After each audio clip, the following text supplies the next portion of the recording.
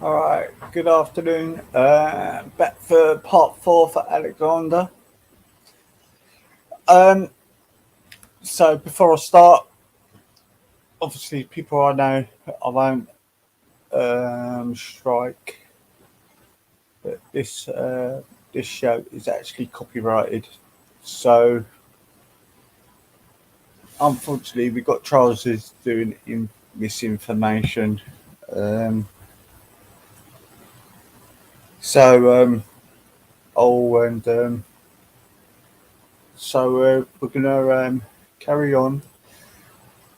Hope we're going to have a good show. Hi, Alexis Reed.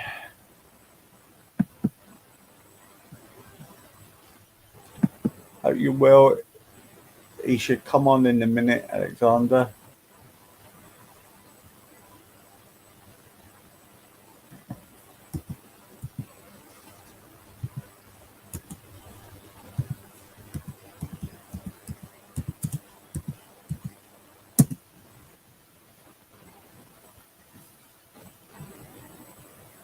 Let's just get this out. Just got a few things.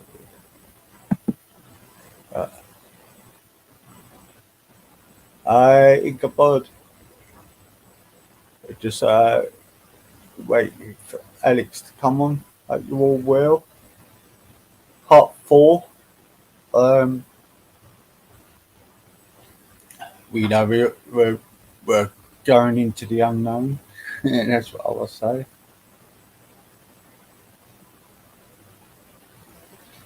Just waiting for him to come now.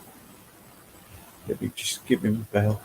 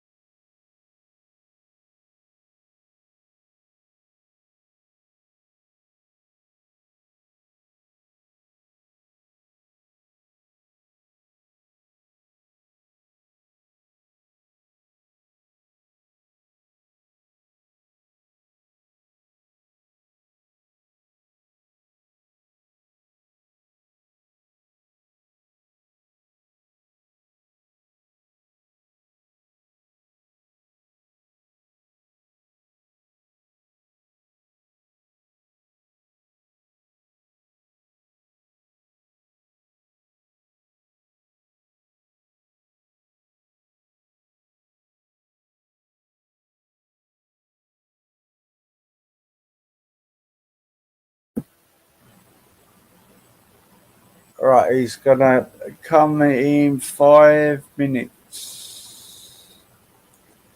So yeah. Actually, there's something I wanted to play. You good guys? Hello, everybody. I'm Rashid Gabriel. I am holding in my hand the Muslim Brotherhood Plan for North America, written in 5/22, 1991. This is their plan, titled مذكرة تفسيرية للهدف الاستراتيجي العام في أمريكا الشمالية. This is about their explanation on how they're going to take over the West, their 100-year plan to infiltrate and dominate the West and establish an Islamic government on earth.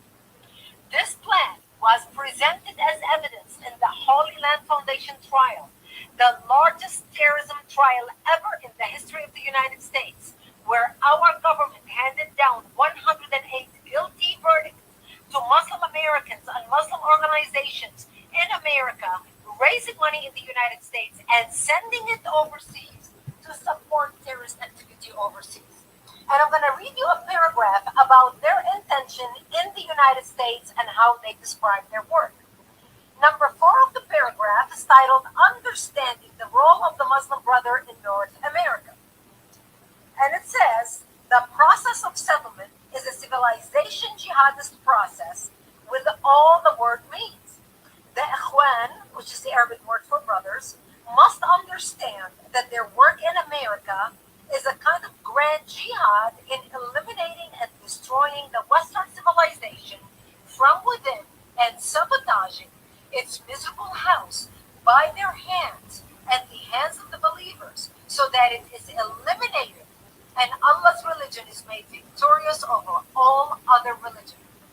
As you can see, they don't mince words. They don't beat around the bush. They tell you exactly what they want to do. They go in detail in this booklet talking about how they are going to implement their plan and the organizations that they had set up in the United States in order for them to advance their plan in America. And here are the names of some of the organizations. They give 29, the names of 29 organizations set up in America to do that. So I'm going to read you some of the names. ISNA, the Islamic Society of North America. If the name sounds familiar, it's because ISNA used to be advisors to President Obama about Middle East policy. So now you understand where signing the nuclear deal with Iran came from and why Obama was all over himself trying to appeal to the Iranian regime, even them sending them pallets of cash in the middle of the night on an Hi, airplane, John. landing in an airport in the middle of the night, millions and billions of our tax dollars. Number two on the list is the MSA, the Muslim Student Association. The Muslim Student Association has chapters all over American I am holding it. So today, when you are watching all these demonstrators in our American universities screaming "Death to the Jews," "We hate the Jews," "From the river to the sea, Gaza will be free," or "Palestine will be free," now you understand where that is coming from. Number eight on the list is the North American Islamic Trust. The North American Islamic Trust owns 90% of mosques in the United States. Number 22 on the list is IAP, Islamic Association for Palestine, which later became CARE, the Council on American Islamic Relations. Now, when you read all this stuff, you think to yourself, how can this happen? Does our government know about this stuff? We've been talking, I have been talking about these things for over 15 years. This is detailed in my book, They Must Be Stopped, which came out in 2008, detailing this plan. When I used to talk about these things, I was accused of being an Islamophobe. People called me a hater. Nobody wanted to listen. When I was warning about the Muslim student associations on college campuses and the money coming from the Middle East funding social study department, the political science department, and appointing professors who are anti-America and anti-Israel to teach that Israel is evil, America is bad, and the Islamic world is the underdog, and the Palestinians are the oppressed, nobody wanted to listen. Nobody wanted to pay attention.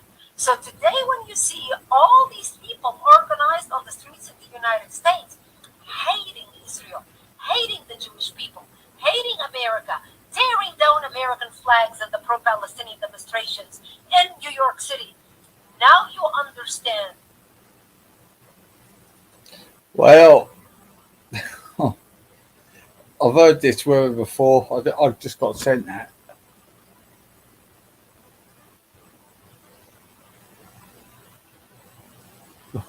Yeah. Well, I remember seeing something of about a couple of years back, right? She is quite to the point, but actually, maybe telling the truth here because you see what's happening now. It's all crazy that they're putting money just to wind up the troops and that. Now it's like, by the way, hello, John. You're all right. So I'm going to wait for Alexander to come on. But things are changing. Can you see the pattern though of the demonstrations? Like it's like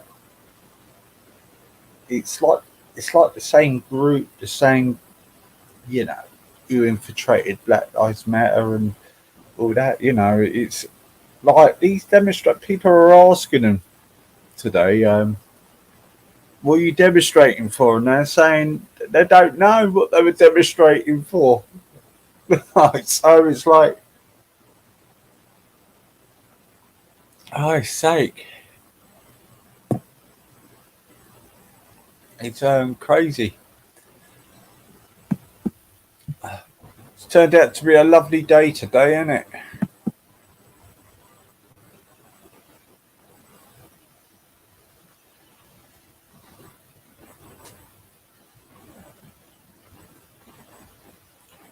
Yeah. So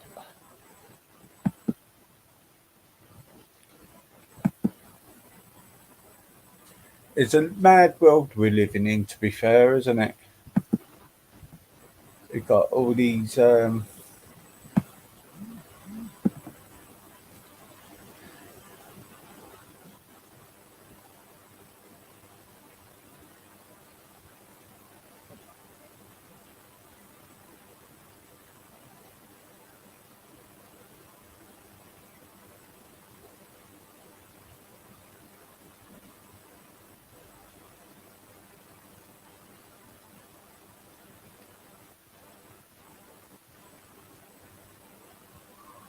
Okay, be on in 5 more minutes. I know tie-keeping or some people. Hey, I mean, right, big up the one likes. Can you hit the likes for us? It's on the be on very soon.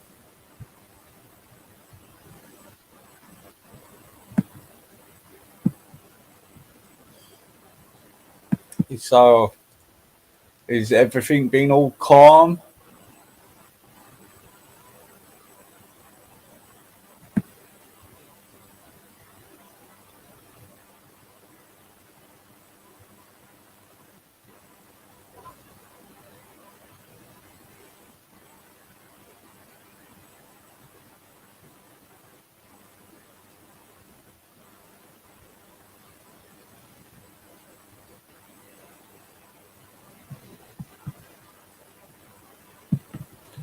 And,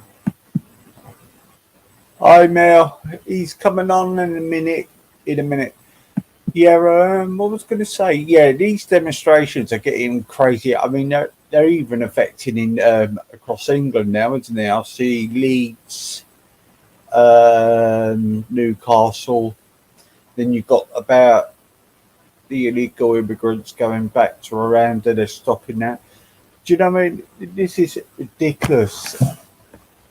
If they haven't got papers for them, they go back. And you know, we've got to do things the proper way. I mean, these people are they really? I don't. I just don't get it. The guy. I had to laugh from the. Yes, happy Shabbat today.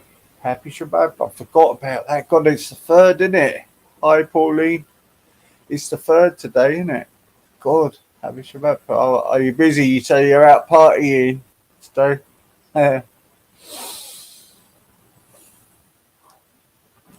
um. Here he is.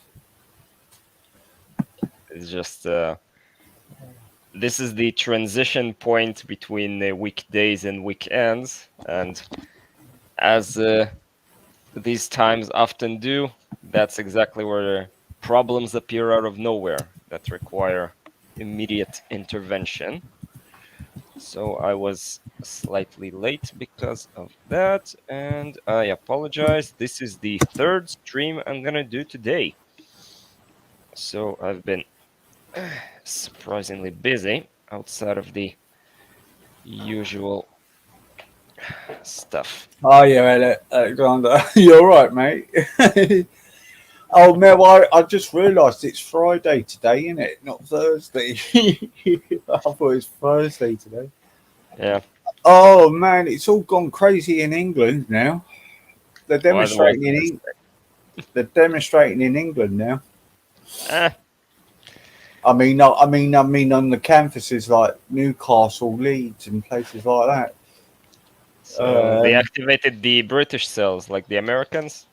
Yeah, and and you were being accused of being an anti-Semite.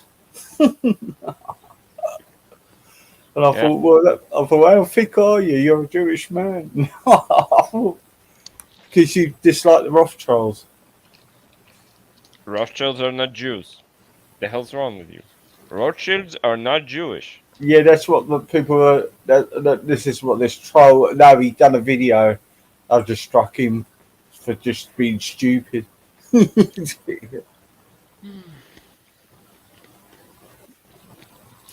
Everybody's got their view.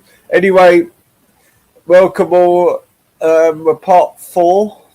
I did do a premiere on your thing. Might have to go and share it up, but I think people are starting to listen to you, Alex. Yeah, I'm apparently good at this. Not So, exactly what are the. we touching on today, Alexander? Um, I don't know. Mm, what would be a nice topic? Well, somebody from the audience asked me a difficult question. I'll answer it. Okay. Mm, What? Oh, you want somebody to ask you a question? yeah, why not? Has anybody got any questions at the moment? I think. Give me a difficult topic, something that'll challenge. Um. All right. What does it mean to be Jewish in Uh, your eyes? What? And tell me what's the reason for you think that people are not Jewish? well, it's mostly a hereditary thing. It's like being Yeah, part but of a noble mm, family, but mm, I mean, Jews never went through the whole Middle Ages thing. mm, Um, oh, so in Britain, you like saying ladies and gentlemen. yeah. So the word gentleman, it's not from gentle like soft. It's from the word gentil, the same root as gentry. So you cannot be a gentleman. A genteel man is defined as somebody who is both noble and Mm, of a known tribe. So you're not allowed to say to a Jew that he's a gentleman. It's like by definition wrong, because if you're not Jew, you're a Gentile. So it's Gentile man, and so you're not supposed to say that to Jews. It denotes somebody who is of any sort of nobility rank. So when the in British Army, you like saying like gentlemen or gents, and it's actually yeah. discriminating against Jews. uh, but the point I wanted to make is that Jews never went through the whole feudal system, so we never had like the what's the insult they use in Britain, posh and plebs, right? Mm-hmm. So we never had that. I mean, Jews can be richer or poor, but there wasn't like he's from a distinguished family, so he needs to be treated differently by the rules. We never had that thing.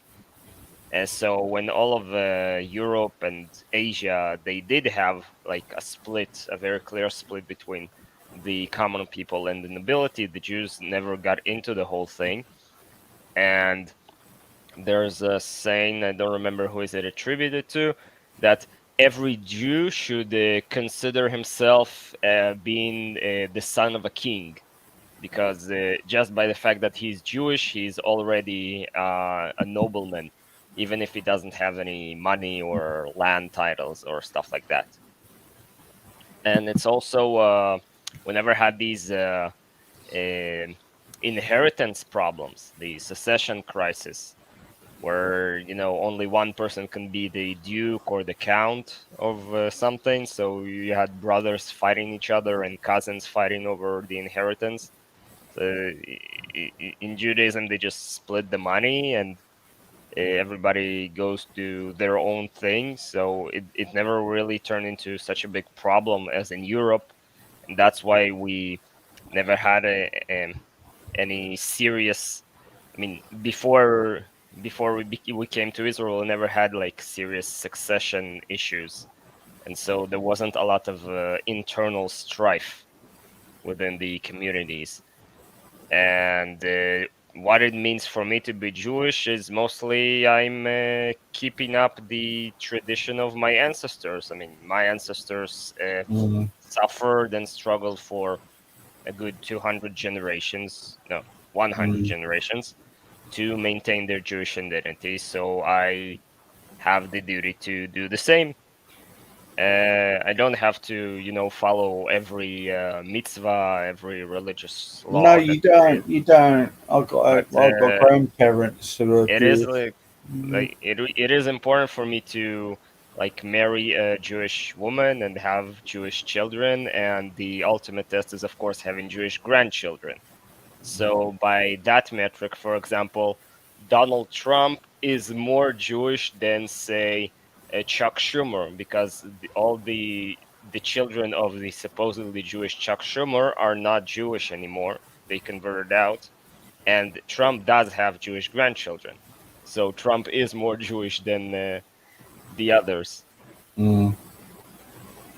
Oh, So that's that's why there's so the much. That's why there's so much hate towards him, innit? And one of the reasons. Yeah. Uh, yeah, in a more general sense, the government, the global government, they don't want people to have a sense of identity where, even like at a young age, you think about this sort of you're trying to shape the mindset of the grandchildren you do not yet have.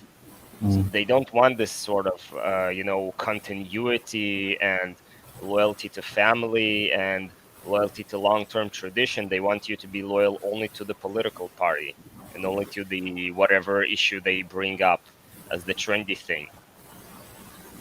That's uh, that's another reason that they hate Jews so much, because we represent a problem to their ideas of society, and so they try to destroy us.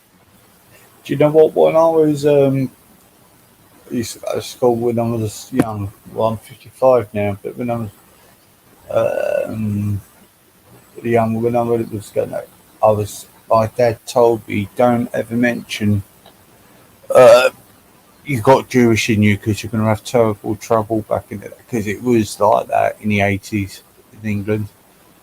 Very, you'd be. You used to feel that you had to keep that part of our side away from it, like because like his dad was Jewish and his mum was as well. Dad, yeah, but we always was told like because of the troubles you would get, um, don't say anything. You know what I mean?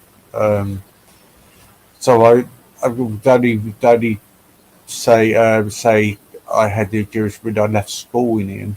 Do you know what I mean? Like, Mm, okay. it was very quiet thing because it was very far near Nazis back in the days. You know what I mean? The racism was very high towards blacks, Asians, and Jews. Do you know what I mean? Irish in England, in London. So we had to sort of Uh, like keep it. So well, not for him, for me more or less. It just don't say much about it in school. You know. uh, uh, I mean, the we have to separate the two concepts where you discriminate on people based off stereotypes, and then you uh, discriminate against people who fit a negative stereotype Mm, when they are proven to be of that mm, negative stereotype. mm, So if there's this big problem in the United States, and I'm guessing in your areas too. Oh, right. In your areas, you have all these grooming gangs. yeah. So they catch them, and instead of quietly burying them in the sand, they give them light sentences or outright release them, because Mm, it would be racism if a large group of what you call them, Central Asian Muslims are caught in sexual crimes, because that will look bad and the police will be blamed at racism. But I mean, Jews are famously often involved in organized crime. It's not a racist thing to say that if somebody is Jewish, it is more likely compared to the average person that he will be involved in organized crime. But to think that every Jew that there is involved in organized crime is racism. But if you catch a Jew involved in organized crime and you lighten his sentence because he's a Jew, that's racism. That's wrong and stupid. So, So on would the you whole, so would you be offended if they were to call you a criminal?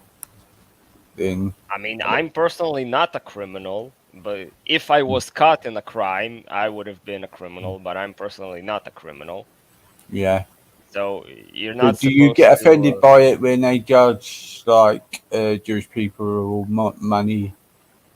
Uh, Uh, Offended is not the right word. It's more like uh, I'm surprised by the stupidity.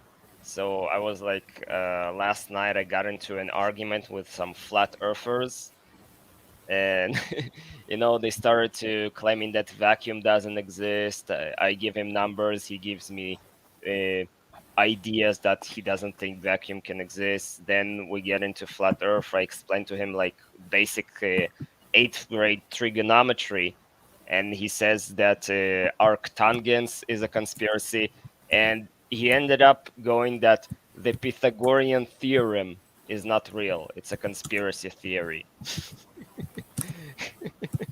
And at that point, there is no point talking to them. I mean, if we mm, can't if we cannot accept that basic math is real, then for him nothing will ever be real, and there is no point convincing these people.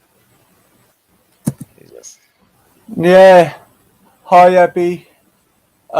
Yeah, so I just think what it is what it is when they say Jews got a lot of money. I think it's just if it's just a lot of people just got a little bit business savvy in it. I mean, it's not just Jews, is it?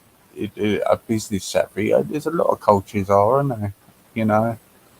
I mean, I mean, anybody could be potentially business savvy. Jews are usually, mm, I mean, we grow up with the a sense of responsibility from a very young age. So, mm, like for example, I went to during the what you call it in British during high school and the thing before that. So from sixth to 12th grade, I was in a boarding school, and we even like when we were really young, like 13, 14, like a group of us gathered and went to the principal's office, and he's like yeah, retired army colonel, and we mm, said like we want to influence what will be the lunch menu. And in most societies, the this guy this he's an intimidating person, he's a ex army officer, the kind who's used to screaming mm, at people and going into battle, and he was like, you know what, let's give it a try. And so we introduced our main cook in the cafeteria. He was a Yemenite, so he never saw buckwheat. mm, Actually, we wanted to introduce buckwheat to the menu because mm. Russians eat it often, and he asked if it's kosher because he's never seen it before.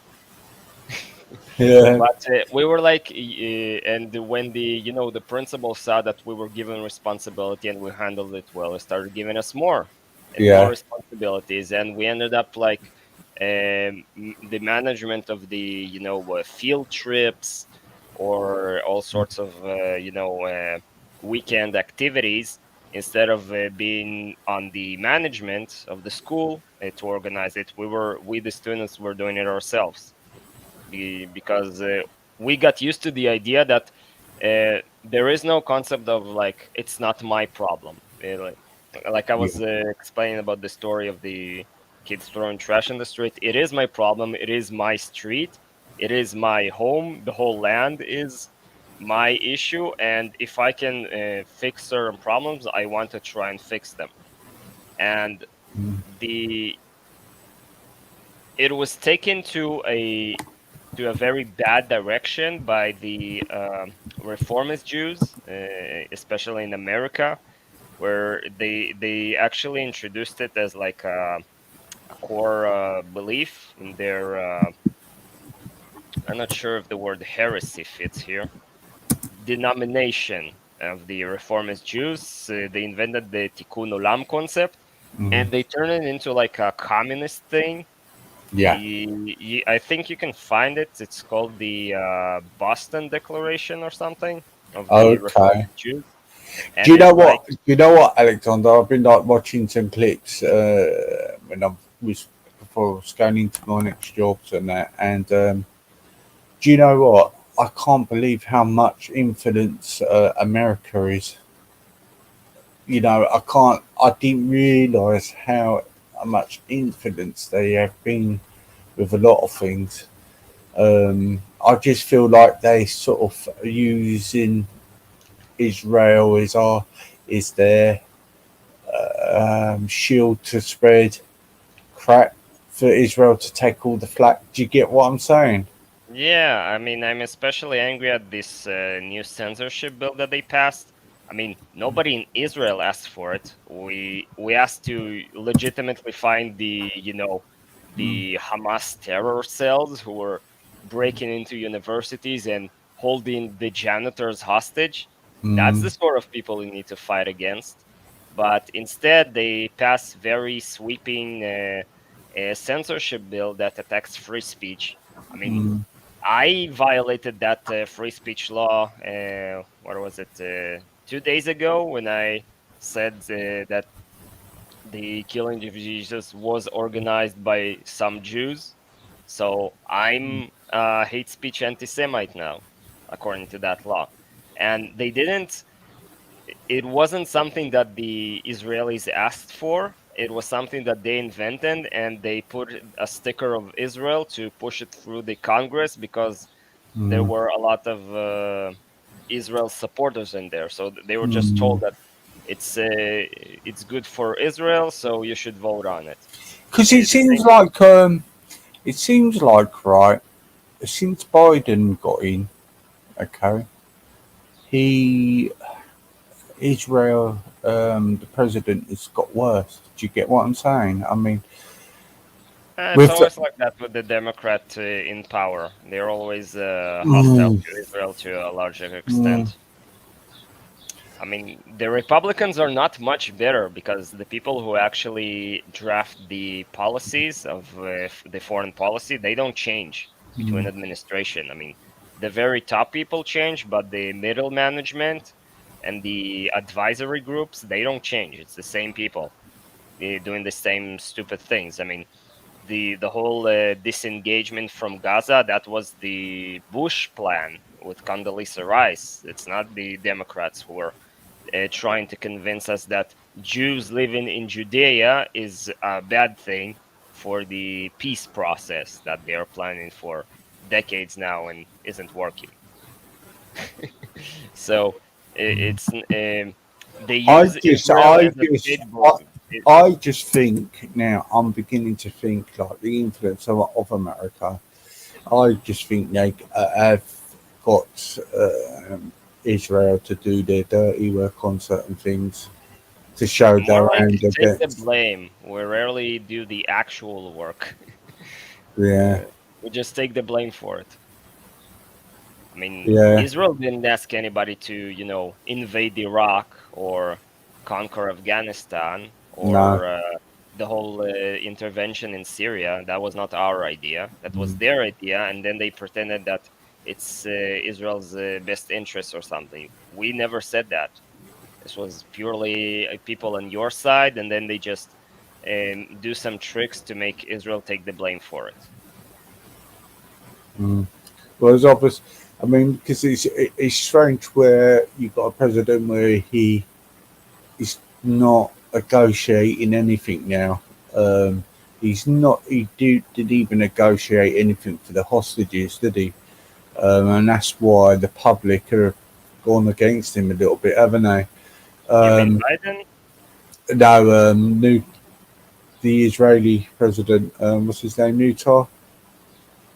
Netanyahu? Yeah, yeah, yeah. What do That's you mean it. by negotiating?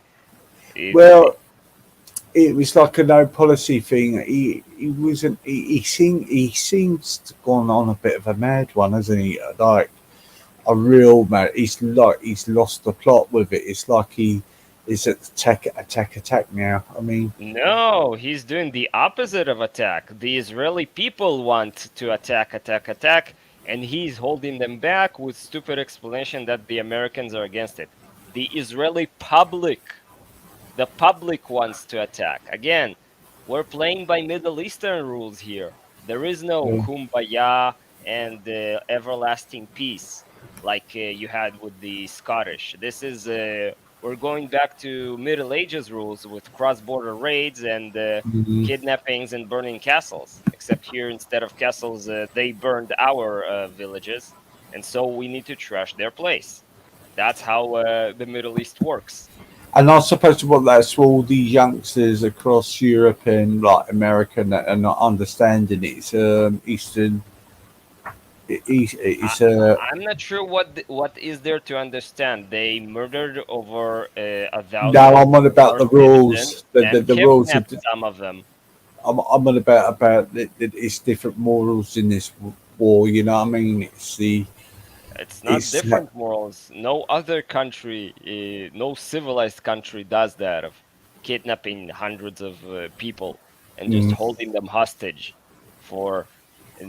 And they for don't the just do express it in purpose Israel. of releasing They terrorists. do it everywhere as well, don't they? I mean, they've done it. No, no. Look, we had wars with like Egypt and Jordan and Syria. They Yeah. never kidnapped people and tortured them like this. We had like even civilians who were surrendered to the Jordanians in Mm, 1948. They didn't get treated like this. We mm. had hundreds of prisoners of war in Egypt. They did not get this sort of treatment. They were like beaten and forced into humiliating stuff, but nobody like raped them or No, desecrated their bodies after they were dead. no. That didn't happen. That's exclusively Palestinians, and for that they need to be avenged. This is the Middle East. Our tribal honor has been damaged, and if we do not avenge the people who hurt us, anybody else will think that Mm. they are allowed to hurt us, and then we'll have an even bigger war. They was going to say to you that I don't understand. Right? They saying that they're trapped. Okay, but you got Egypt right next to them. Why aren't they gone into Egypt for refuge? Two reasons. First of all, half of them, I mean, this is a tribal society, so you can trace exactly from which tribe every Palestinian came from, and Mm. half of them are immigrants from Egypt. Even people who Oh, are like okay. even Okay. people who are like who call themselves Palestinians. I mean, people don't realize that until about the mid 19th century, you can read the journals of Mark Twain when he traveled here. The Mm. place was completely empty. There was less than 50,000 people in the whole country, and a third of them were Jews. And most of them were located in towns. Jerusalem was a small town back then. Tzfat, near where I live, was a small town. There were just a few small towns and nothing else. And when the Jews came in the late 19th century, there were also like Christian groups. There were these German settlers, there were Swedish settlers, and they started to, drain swamps and build farms and stuff like that. Then they had job opportunities. So a lot of Arabs from Egypt, from Syria, from Jordan moved into this area, and that's their grandchildren are the ones who we drove out in 1948. So they are themselves immigrant. Even their and supposed national leader of all times, Yasser Arafat, he wasn't born here. He was born in Egypt. Their Yeah. current president of the Palestinian Authority, Mahmoud Abbas, he was born here in Tzfat, but both his parents came from Syria.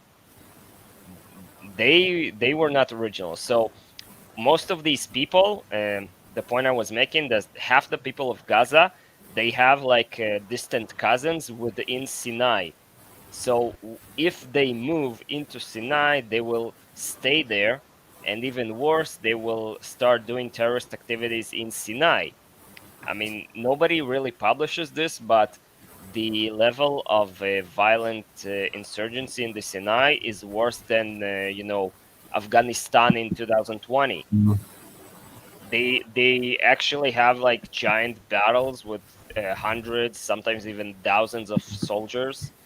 It's a very violent place, and the Egyptian government is legitimately afraid that a few dozen more fighters from Hamas joining this local insurgency Mm. will make them lose all of Sinai, and that's why they're afraid. They don't want these people because they know that they are violent and they cause trouble. Same thing with Jordan. Jordan doesn't want them because they're violent and they cause trouble. Syria doesn't want them. Turkey doesn't want them. The only, I mean, I always advocate to send them to Syria. It has plenty of good Mm. farmland and open spaces, and even intact abandoned houses. Plenty of those in Syria. Or you can send them to Libya. There they have also nice farmland. They even have oil, and they could use the uh, immigration. They can use immigration over there. So, uh, but They're no other terrible Arab for country slavery, wants though, them aren't to they? raise their They're terrible for slavery, aren't they, in Libya? what? Terrible for slavery in Libya. Yeah, but it's you can only enslave non-Muslims. So they enslave the Africans, not the fellow Arabs. You're not No, I allowed know. to That's what I enslave mean. It's a Arabs. bit of an evil country, isn't it? I mean, they set them on, putting black people in chains and everything. And this is what I'm not getting. This is what I'm not getting. Right? You've got everybody going on in canvases, yeah. But there's been slavery in these countries, in these Arab countries, for in modern times. It's unreal, and there's no demonstrations about it. I You mean, know? you have little girls kidnapped into sexual slavery by the Yeah, tens of thousands in Britain, and nobody cares. yeah. And it happened again in Mozambique not long ago. Um, yeah, and there's no and you know, there's hundreds of children that are starving in Yemen as well. And you know, this is what I'm just not getting with all of this. Why aren't you demonstrating about that as well? You know? Because nobody will pay them to demonstrate about that. Yeah, They they only definitely. Yeah, they only get yeah. paid to demonstrate against Jews, not against Mm, Yemenis or Africans. Or there's a giant war right now in Myanmar, in Burma, between Thailand and China. mm, They have a giant war right now, so you mm, could go protest about that. Nah, it's only when the Jews are involved that somebody will pay them to protest against them. mm. Mostly George Soros, isn't it? George Soros is again just a middleman. He's transmitting funds from all Yeah, of but these he's a War lunatic, isn't Foundation and he? Carnegie Endowment He's an to these absolute charities. lunatic. Oh, really? He's not a lunatic. He's just following orders, like his Mm. former Nazi pals. I have put a link out for anybody who wants to jump on today. Um, Yeah, well, yeah, yeah. I mean, I watched a bit of an interview with him, and he ain't fucking normal. That bloke. He said he's the oh, what was it? yeah, He said he was the the fucking Messiah. He thought of himself as the Messiah. yeah, that's it. Yeah, yeah. I thought, oh, fuck off, you Yeah, cunt. I You mean, know? the closest thing we have in Israel to a creature like that is a woman named Sherry Arison. She's the CEO of the biggest bank in Israel, and she wrote like a little book where she claims that angels show up to her at night and give her financial instructions on what to do. So and she's also a billionaire. So the lot of them are either they pretend to be goofballs or they're just seeing connecting with I'm the just, spirit world. I'm just really, do you know what? I've really got to cut off of watching this on the internet at the moment because I'm getting really deluded, disillusioned by it all. Yeah, Nothing's not straightforward anymore. What it seems to be. Do you get what I mean? You got these Ashkenazi Jews, then that little group of going around with their placards saying "Death to Jews," the Orthodox Jews. You know them ones. They're only a small and a group, Turi and that. Carta maybe, So or it's some sort of progressive reformist goofballs. yeah, they were stand. They would go against Israel, but they're Orthodox Jews. What they called. I watched a documentary. It was called Rebel. Orthodox is anybody who is a traditional Jewish. Yeah. Rebel It's Rabbis I watched. I was it's very watching there. specific sects. It's a very it's with even within the ultra religious groups, it's a tiny minority that will actually go against Israel. Mm, It takes a really special type of stupid to do that. So mm. they're extremely rare, but because they look good in the protests, then they're probably paid to be there. No, yeah, I know Great Foreign. I know it isn't. I didn't mean to say that. I forgot what they call themselves now. Not But all they're, European Jews are Ashkenazis. Most of the Jews in Britain are actually Sephardic. So Ashkenazis are in Eastern Europe, they're the majority, but in Britain, in Holland, even in France, most of them are not Ashkenazi, they're Sephardic. They came in the 16th and 17th centuries. yeah, yeah. I just think it's just not so straightforward anymore. I think everybody's gone nuts, Alexander. I really Yeah, do. it's a psyop to drive people mad, so they don't know what's true and what's not anymore, and then they would believe whatever they're told. Is Alexander Ashkenazi? Technically, yes. I was just joking there. It's a joke, I think. Oh, why not? Yeah, I'm from Ukraine, and my lineage is Ashkenazi Jewish. Yeah, it's not something to be ashamed of or something.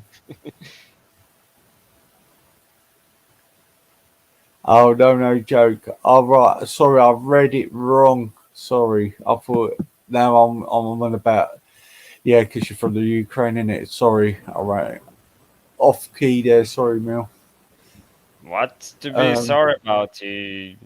no, no, I I'm read it. Ashkenazi. I'm not like ashamed of it or No, no, anything. me. No, I read the question wrong. I thought she was joking because of that troll. Yeah. I thought she was going on about this troll, Like, but oh, okay, I just realised what she said. But the I question realize was, that people don't know Ashkenaz is just it just means German. It's a yeah. very in a very ancient dialect of not exactly Mm, Hebrew, but of Latin. It means Germany. The mm, same way France is called Tzarfat, Turkey is called Kushta, and the Sephardic it means Sfarad, Spain. We mm. had like all sorts of weird names for countries that nobody is sure where the name came from. But yeah, Ashkenaz means German because these people, like I was saying, during the Black Death, they fled from Germany into the Polish-Lithuanian kingdom, and from a very small group of about 200 or 300 people, they blossomed into several millions over the years. So It's it's not like calling somebody Ashkenazi just means of German origin. yeah. Oh, Ashkenaz Aussies originate from the Middle East. I that mean, true? Jews originate from the Middle East, but Ashkenazi comes from a specific group of Mm, these few hundred people from Germany, and these people in turn immigrated from the mm, southern Italy over the years. So you can, I mean, in genetics, you can quite accurately track from what region which ancestors came at what time. It's a pretty relatively accurate science, if nobody's lying. So, like I was saying, for example, the Picts that you had in Britain, they originate from the Picti or painted tribe that immigrated all the way from central mm, Russia near the Caspian Sea. So they were also Aryans, and they immigrated there. And the Irish, they actually come from a tribe around Romania called the Astageri or something like that. So the Irish are genetically majority. They're not Celts. They're actually from also from the Balkans, from Eastern Europe. And obviously, half the population in Britain is the Angles. They were living in northern Germany. The Saxons too. mm. Saxons come from the Sahashin, which is an area between Iran and China. It's in the edge there. It's the Saxons split off from the Sahashin tribe. There's still a small half of the tribe living in Tajikistan or something. So that's where the Saxons come from. I mean, the uh, the easiest differentiating feature is the hair. People from Asia have straight hair, and people from Africa and the Middle East have curly hair. Yeah. So Jews like me have mostly curly hair, but Finns, for example, they originate from a tribe that came all the way from Korea. Saxons, again, straight hair. Just because they turned blonde, that's an adaptation to the cold weather, but genetically they're more Asian than European. Mm, Yeah, and the Celts kept the curly hair because they originated from Africa and then mostly from the area of Anatolia, from Turkey, and then they migrated into Central Europe, and from Central Europe they spread around. I mean, ethnogenetics is an interesting subject, but YouTube censorship does not allow to talk about it in detail because it's racist somehow. why? Because you're just you're just talking about different ethnicity in Judaism, isn't it? I mean, how's it racist? Because once you allow the connection between specific physical traits and genetics, then you open up the door for the connection between ethnic between between ethnicity and skills, and more specifically ethnicity and mental skills. And the specific point of saying that certain racial groups have higher IQs is a specific thing that is banned by the terms of service of YouTube. So you're not allowed to say that, whether or not it is true. And again, it's an average statistical thing. You cannot determine on a specific person whether or not he's more or less capable based on his race, but as an average, as a group, you could make these sort of distinctions. So if, again, if you're looking for people who will kidnap little girls and turn them into sex slaves, the place to start looking for the culprit is the Muslim community and not the local whites. Oh, better yet, the place to look for is in the local British royalty community.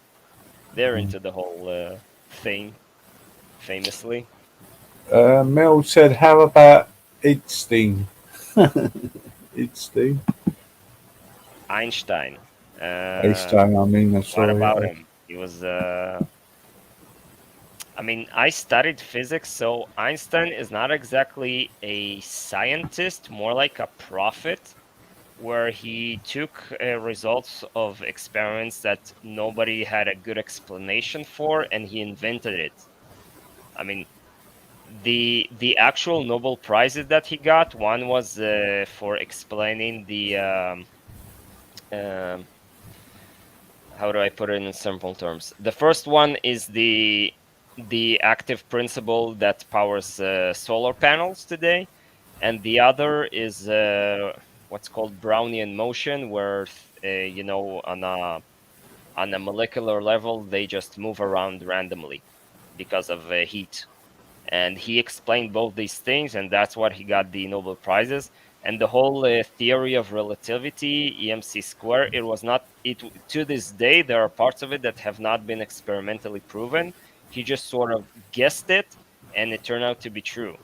But there were other things that he was guessing that turned out to be not true. I mean, he was a very big opponent of the whole quantum mechanics theory, but I mean, in the computer that we're using right now, it has chips that are so small that they are based on quantum mechanic principles. N- I mean, partially, mostly bad effects that have to be mitigated. But our computers are now strong enough to use quantum mechanics every day for semiconductor technology.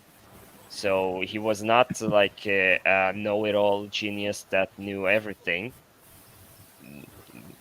He was really good at figuring out an explanation for results of hard to explain physics, and that's the big fame that he got. He was also pretty good at social groups and parties and speeches, so they treated him Mhm. like a celebrity because most of the physicists are like shy or don't really have the kind of personality that you can put on stage.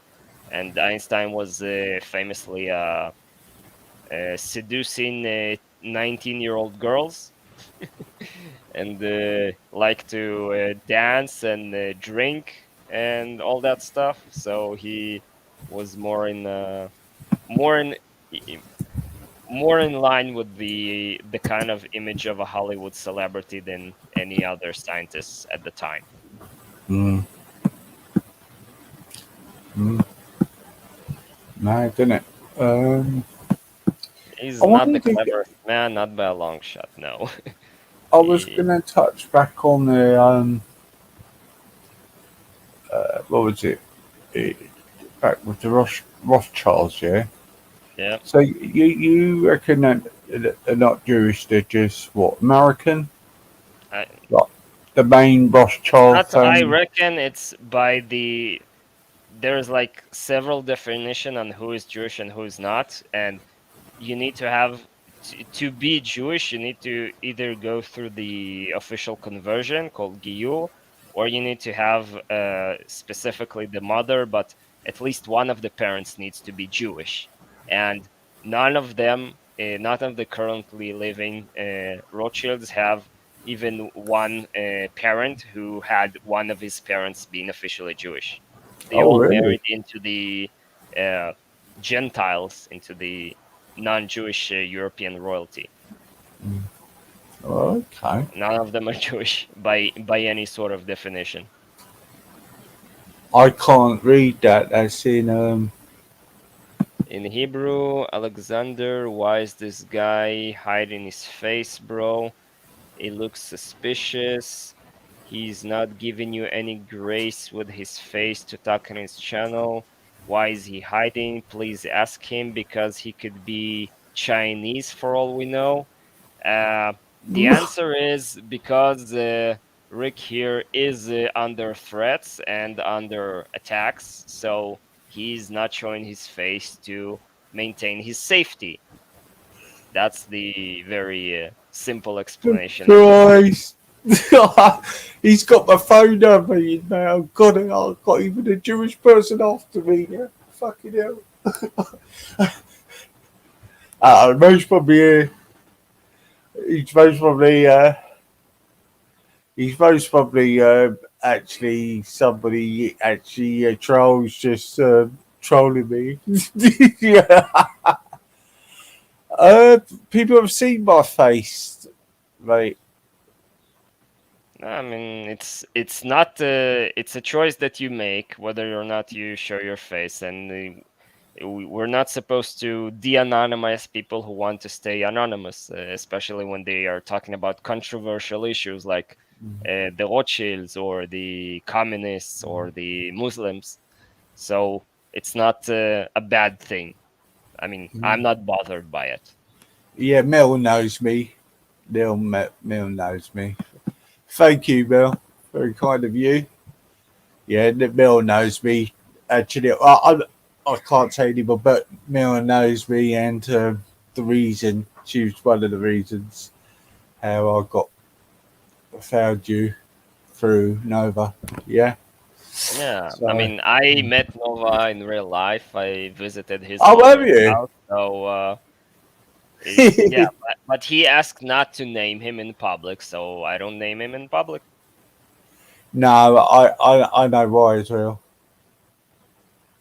I know why because I mean,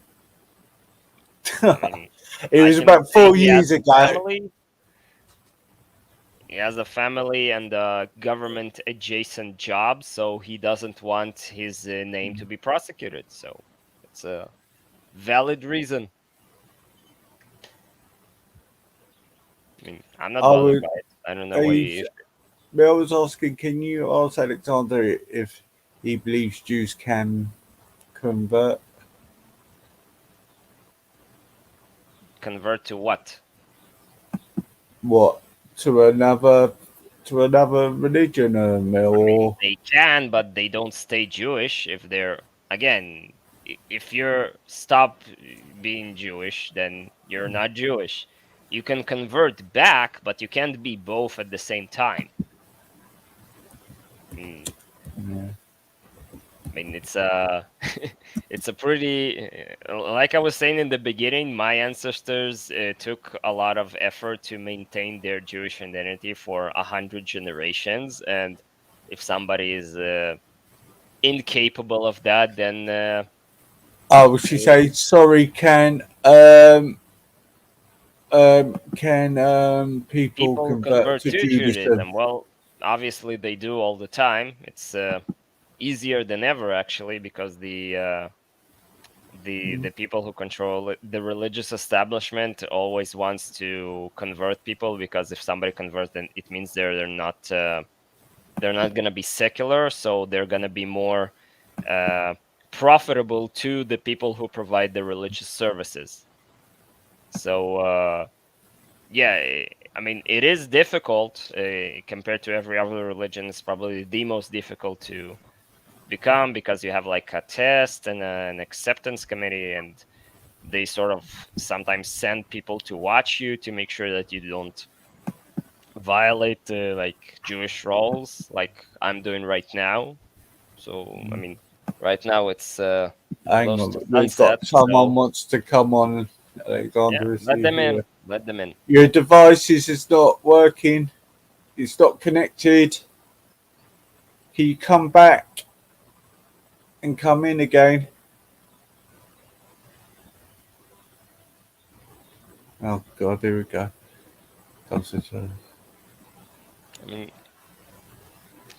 converted to Judaism it never was profitable until the state of Israel was formed. So we didn't have almost anybody who is doing that. It's mostly through mixed marriages, which are also frowned upon. But now that we became a rich country, now it's suddenly all sorts of like Filipinos and people from Thailand and even like people from Africa. They find a representative of Chabad who has them converted into Judaism. For what? I don't know, but they expect to live here and make more money than if they stayed in their little jungle houses. We have a lot of if people from Eastern Europe who most of these like Russian oligarchs, they come out with a certificate that their great great mother was Jewish, and that's way they can get themselves an Israeli passport. And most of the oligarchs who were opposing Putin, they're living here in Israel now.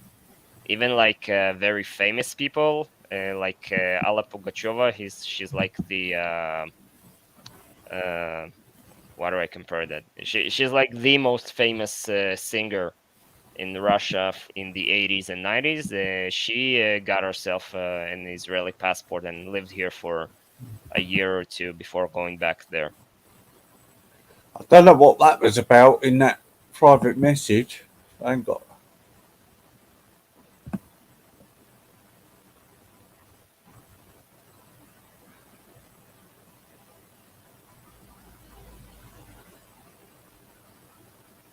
Mm, I don't know. I ain't got a clue, mate. I'm lost. Think I'll be gotten that soon. I ain't got a clue, man. The state of Israel does not view people with Jewish history from father. Yes, the Jewish law, Mm. because we had a lot of wars and stuff. Not everybody knows who their father is, but it's kind of easy to figure out who the mother is. So it's if there is doubt about somebody, it's easier to know who is the mother than who is the father, and that's why we test along the maternal line Mm. for Jewish ancestry. But you know when they say you can't be Jewish unless your mother is, Yeah, you that's know, the basic law of like it's both the religious law and the secular government law. I mean, we don't have a separation of religion and state in Israel. I mean, we have to a small extent, but mostly we create ourselves as a religious country. It's like in the past, the British king was the also the head of the Anglican Church. So we don't have the exactly a king. We have like a council of chief rabbis, and we have like one chief rabbi, one for the Sephardics and one for the Ashkenazis, and that's about it. But they don't have like a lot of sway except for giving the kosher permits to restaurants and but you things know, like that. yeah, but if your DNA says you got that ancestry, yeah, Yeah, um, I'm above 97% Jewish. Yeah. yeah, I mean, um, it's not like specific genes except for the Cohens or mm, Levis, but mm, you can trace the genetic profile where like it's I mean, if I wasn't as pale skinned, I would be considered by my looks a Mediterranean, and mm, the whole the skin tone is actually the least affected by genetics. It's more about the area you grew up in. yeah. So Blacklist said, "Do you see any changes around you in the past few months, Alexander?" uh, like what kind of changes? I mean, there's obviously a war, so there's that. Yeah. I mean, I live in the north. A lot of people left because of because the government told them to, not because they wanted, but the government promised them that it's only for a few weeks and we'll take care of you and we'll pay for a hotel room for you. And it's been 7 months now, and the government didn't even start to clean up the whole Lebanon mess. But the Americans keep telling us that they will get the Hezbollah terrorist organization to somehow retreat from their positions. They don't say why they're so confident, but they just are that everything will be all right if we believe in it enough. If Grandpa just answered, "I thought the government changed it. If it so you can have a grandfather Jewish." um You're allowed to have residency, but you will not be considered a Jew. I mean, you're Yeah. allowed.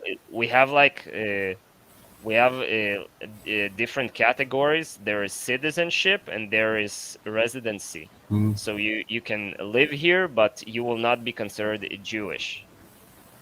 So the limit is mostly on marriage laws and like burials and this sort of religious stuff. But outside of that, you won't really know the difference. But Oh, you'll be blacklisted. allowed to live here permanently, but you will not have a Mm. status of a Jew.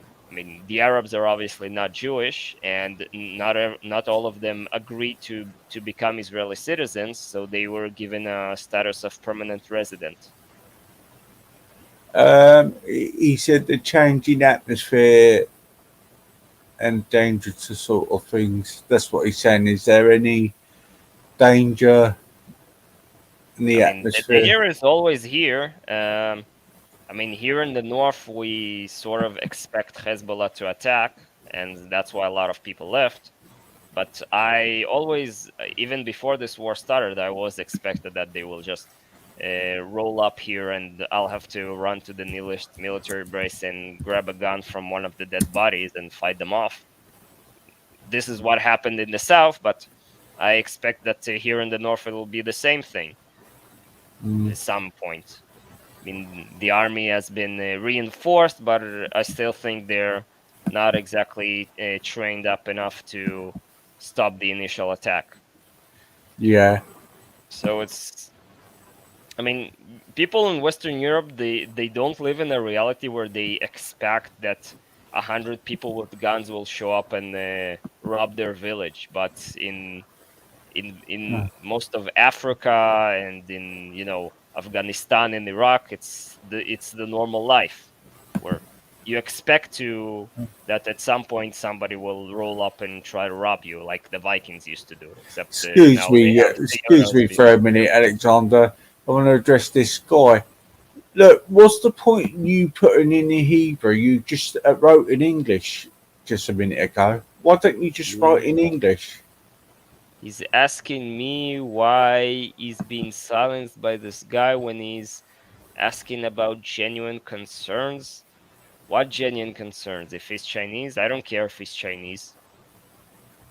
He can be Chinese, he can be a Palestinian Chinese communist. What's the difference? I mean, God, he's giving me a platform to speak my opinions, and I he's think, asking I me think, what I the think difference. I think there's a little troll here, and I mean, it's quite easy to write a little bit in Hebrew, isn't it? Come on. Okay, I'll just ignore him. Who cares? Yeah. Just I mean, I'm more Chinese than I don't know, Mike even Tyson is. if you are, what difference does it make? Yeah. um, are you Chinese, mate? Yeah. I mean, they have all of these advanced chatbots, so he might be using some sort of auto translate AI.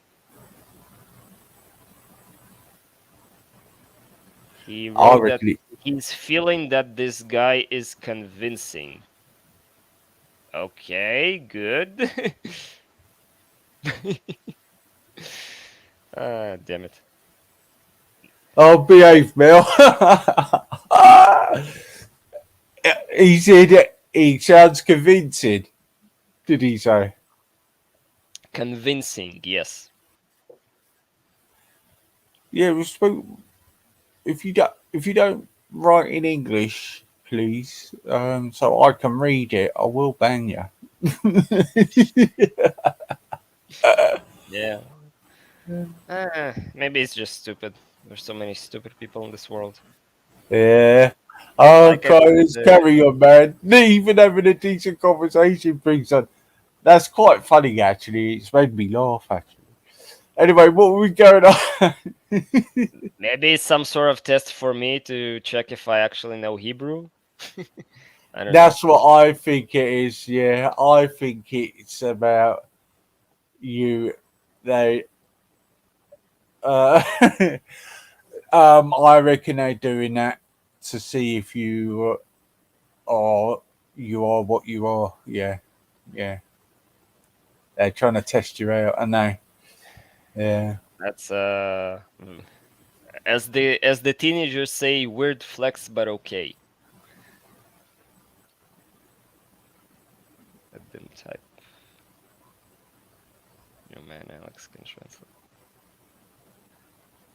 Well, if Hebrew is your language, then why are you listening to an English-speaking program?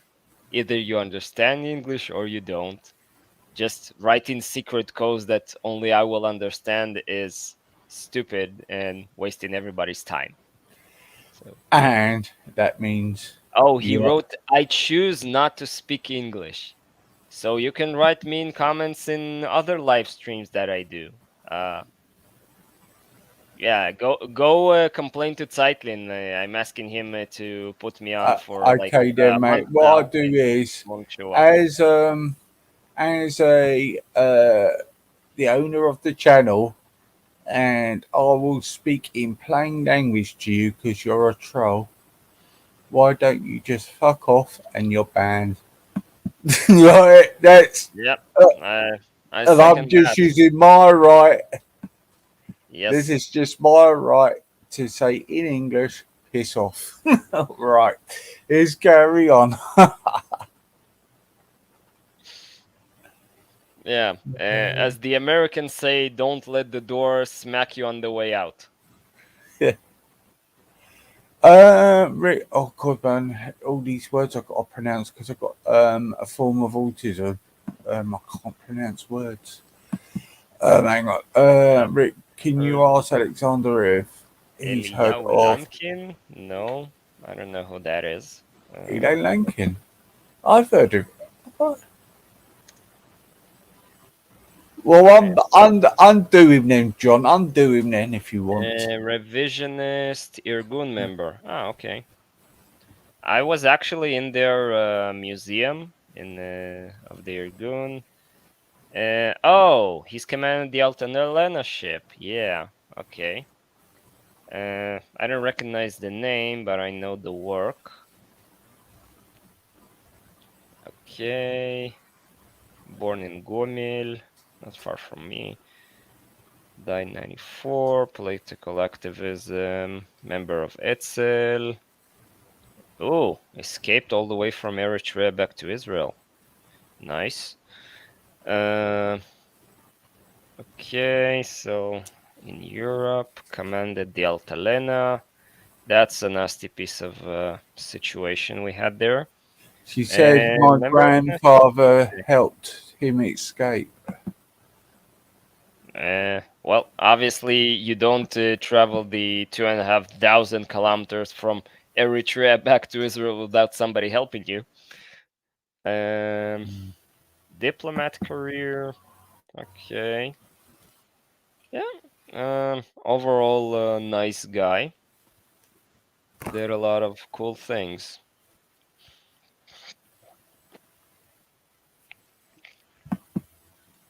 Yeah. Uh,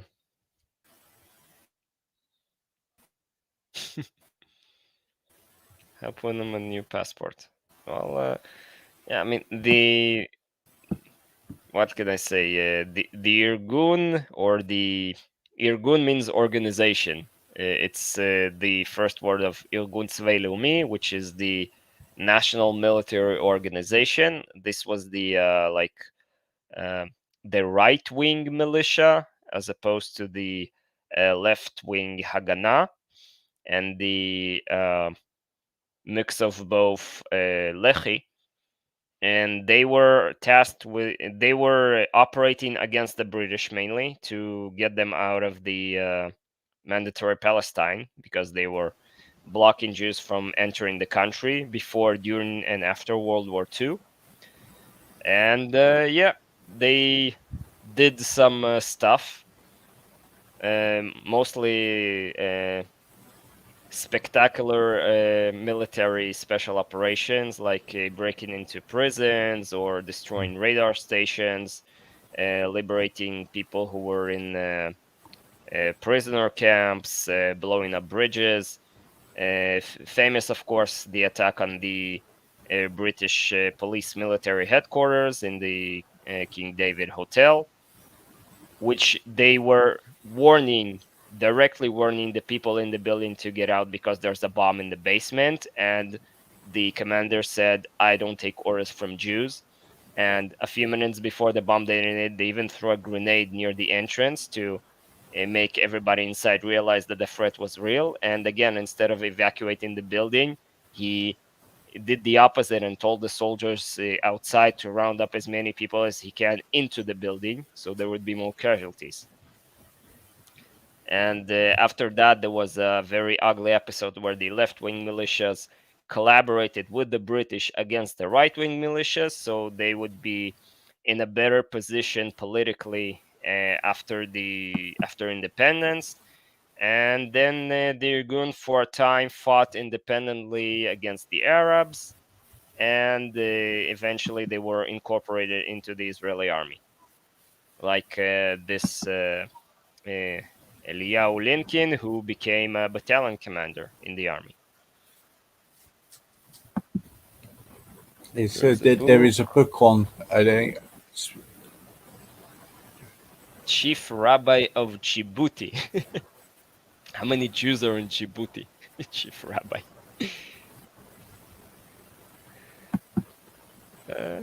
Oh, do you want me to put that back up? Sorry, mate. Well, okay. Props to your great grandfather. A gold business. Djibouti has gold mines, I think. Eritrea has silver mines, and Djibouti has gold mines. There are definitely in northern Ethiopia gold mines. Mm. So no, it's not two sides to the same coin. The point I was trying to make is that there is a difference between a military insurgency and a terrorist organization, because the difference is that terrorists attack defenseless civilians and civilian targets, and the legitimate military targets, like again bridges, radar stations, prison camps, that's a legal target for a battle, where instead these Palestinians they blow up restaurants, bus stops, train. No, they didn't. They never got into a train. We have too much armed security. But they just run over people in the street and try to stab them. That happened last week. So, or they just shoot at random cars on the road. They don't even check if somebody in there is Jewish or not. They'll just open up with a machine gun on the roads.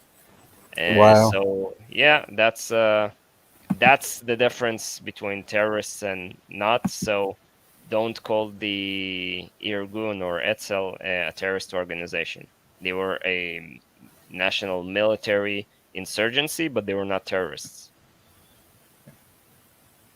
So maybe why has the IDF killed 138,000 kids How so do you far? know that so Same many word. children were killed? You're trusting the words of Hamas on that? And how do you define child when it's a 17-year-old with a gun? Are they still a child? I mean, I can go into how many civilians the British Army killed in Afghanistan and Iraq, and the comparison will not be to your liking. Or I can even bring up darker chapters like the Malayan insurgency, the Burmese insurgency, your involvement in Vietnam. Ooh, that's a hell of a lot more than 13,000 children that you killed over there.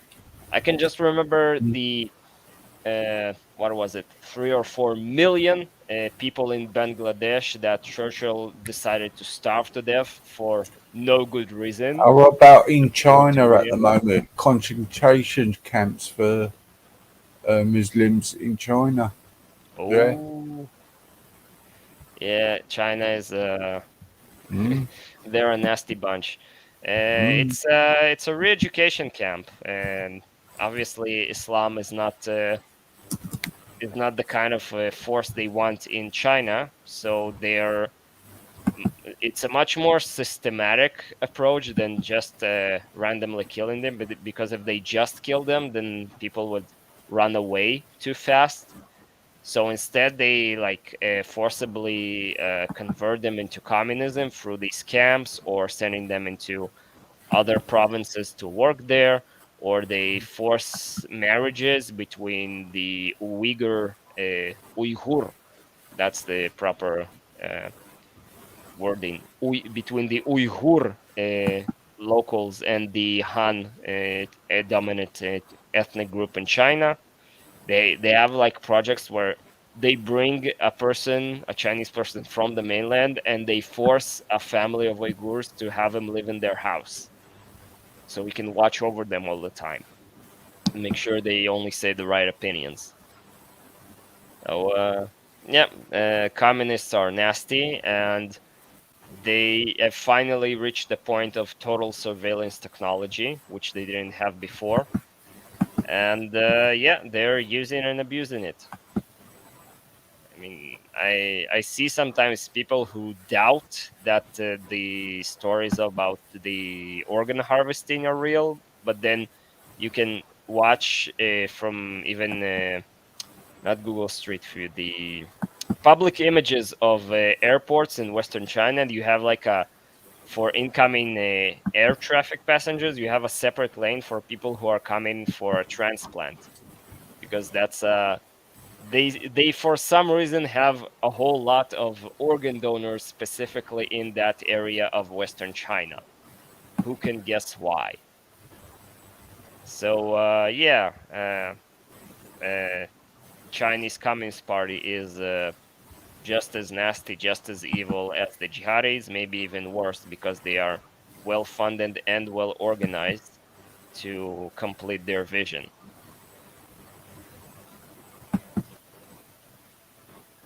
Mm, let's see. Agree. It's all right. G. University of Pennsylvania. And where did the University of Pennsylvania get their numbers?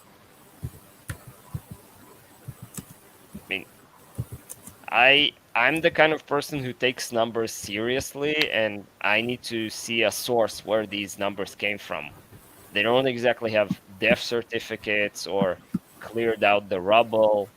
Uh, I mean, I can say that the Israeli army makes more of an effort than even the British army to avoid civilian casualties.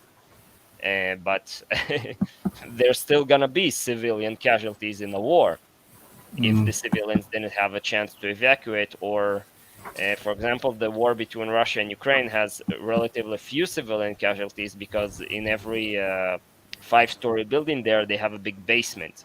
And when civilians just hide in the basement, they're usually fine.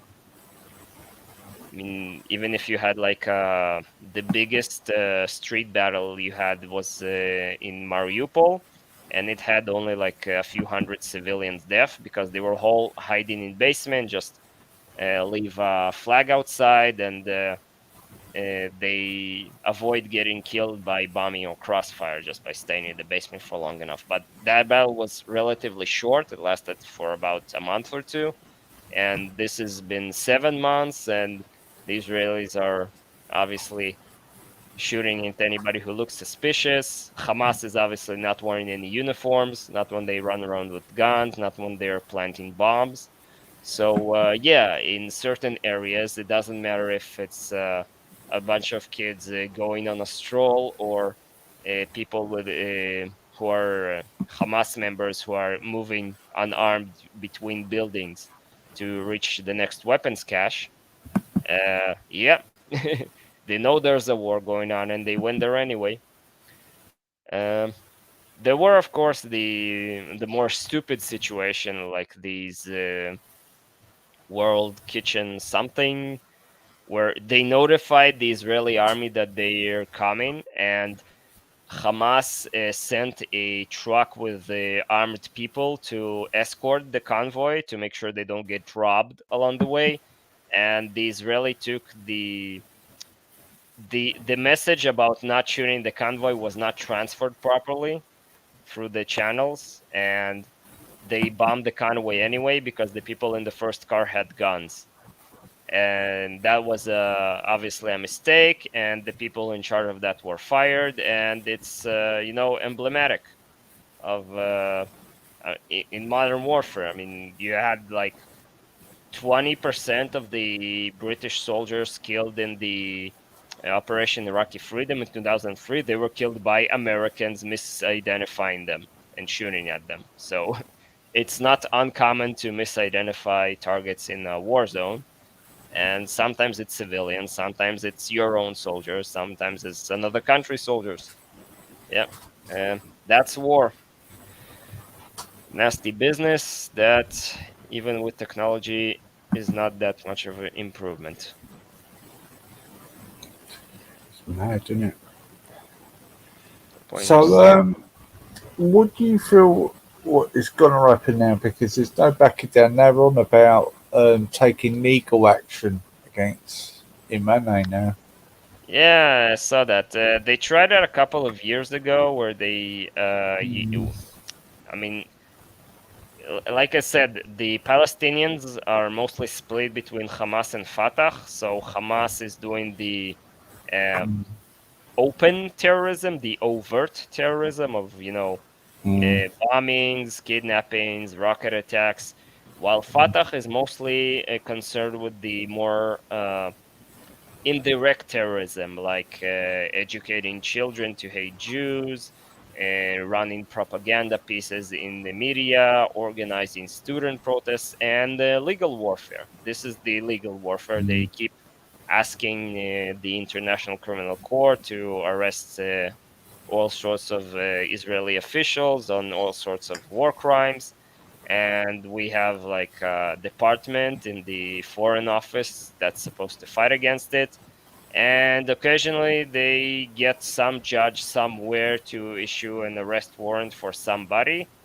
And usually we handle it more quickly, but this time they are making a bigger push through the International Criminal Court, because it's mostly the communists from South Africa. They're trying to equate what the apartheid regime in South Africa did over there with the what the Jews are doing to the Palestinians, and they're trying to make a legal case out of that to arrest people. So the trick this time is that they want to make like a secret arrest warrant, where people will go to a country and not know that there is an arrest warrant against them. So that's the novelty of the situation, and that's what got a lot of people on the Israeli side worried, because they don't know who will be blamed for what. And obviously, if they land, they get into the kind of trouble where if somebody is already arrested, it will be very hard to unarrest them. I So think John said these people are hypocrisy like Putin. yeah, I obviously. I just think a lot of people what they're doing right is pressing this propaganda. Yes, there is children being killed. Yeah, but how many children has across the world Hamas or How ISIS? I many get how many it. babies has Hamas kidnapped? I mean, uh, people get killed in war if they don't go into shelter. Yeah, Again, same with Russia and Ukraine. They have air raid sirens, and people go to basement, and it's actually very rare for in the past year. And I think there were less than about 200 civilians killed, even though the Russians fired thousands of rockets towards Ukraine, because they usually hit places that are military targets. And the Ukrainians get enough warning that they go into a basement and they don't get hurt from the blast. But in Gaza, they don't really have basements for hard to understand reasons, and they allow their children to run around unsupervised, going into battle zones. So Yep, some of them will get killed because their parents have not watched But them you know, closely enough. no one doesn't want to see children killed and that, yeah. But when, what is Hamas going to take responsibility with some things? Do you know what I mean? They don't seem Uh, to be taking any they responsibility for declared their part. they Hamas officially declared back in January that taking care of civilians is not their responsibility. They're a military organization fighting against Israel. The humanitarian problems of the local Palestinians, that's for the rest of the world and for the Israeli occupier to deal with. They wash their hands of that. Mm, It's not their concern. mm. I think, what about us? But how would it not ask about Hamas that gave idea? What? So, Again, the um, question for this kind of people, have you ever been to a war zone? Have you ever had to make decisions on who to shoot and who not to shoot? No. So the it is whataboutism because in every army in the world you have different operating procedures on how to handle dangerous situations. Israel standards are higher for when to return fire and when to bomb a place than in the British military. So, yeah, uh, we don't have a problem with that. The only higher ones is, I think, the Germans who have an order not to shoot back when people are shooting at them. mm, Uh, that's basically the most liberal army, and everybody else, yeah, they have laws for when you're allowed to shoot, and it's usually a heat of the moment decision. Yeah, I mean it's a war, people die, and usually it can be avoided if people take precautions like not walking around in the streets when there's a battle going on, not acting suspiciously, not traveling in groups along the road looking like they're going to get something from a hidden weapons cache, like they do often. And yeah, I mean, they're obviously not sufficiently trained soldiers on our side. We had that famous situation where three of the hostages escaped, and our yeah, own soldier shot at them from 35 yards because he was stupid and incompetent, and that also happens. But it's not a deliberate policy. That's the difference. yeah. It's it seems like though it's like you don't. I heard a story where Hamas killed a woman, and where they killed her, they were spitting on her dead body, Israeli woman. Yeah, They it, usually spit on the dead body. They had plenty of situations where they killed her first and then raped her. yeah, That yeah. happened. They recorded it on video in at least 20 occasions on October 7th. So yeah, that's the actual.